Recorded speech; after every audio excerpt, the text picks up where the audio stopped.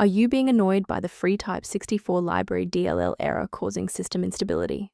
I'm Sophie Chen, a senior Windows support engineer, and I'll walk you through the diagnostic steps to fix your execution path.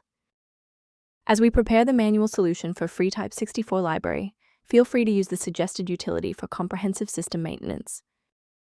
This is the FreeType 64 library, the 64-bit implementation of the FreeType font engine. It manages high-performance glyph-caching and localized subpixel anti-aliasing for modern 64-bit apps like GIMP. If missing, the app will display broken text or crash during the UI font scan on startup. Now let's dive into the solution, starting with a standard reinstallation.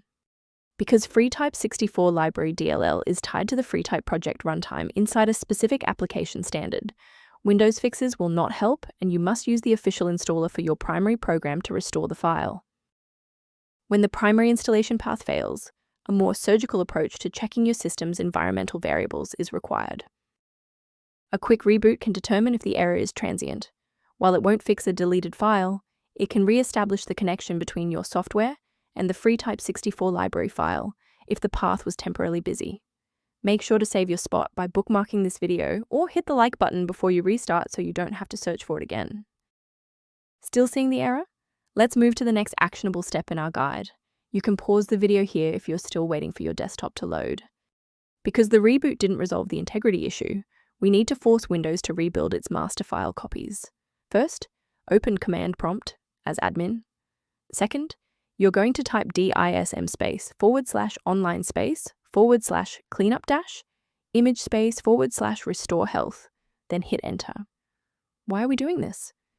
Well, bypasses local file errors by pulling a certified master copy of the system image to replace files that SFC is unable to repair. I want to share a quick best practice that will help you avoid security complications in the future. Don't risk your computer's health by downloading FreeType 64 library DLL from random internet sources, which often harbor hidden tracking scripts and ransomware. To complement these security best practices, you may want to consider using a diagnostic resource to help manage your system's library references. The link in the description references a professional diagnostic scan resource associated with FreeType 64 library and PC Health. I'm Sophie Chen, and I appreciate you watching.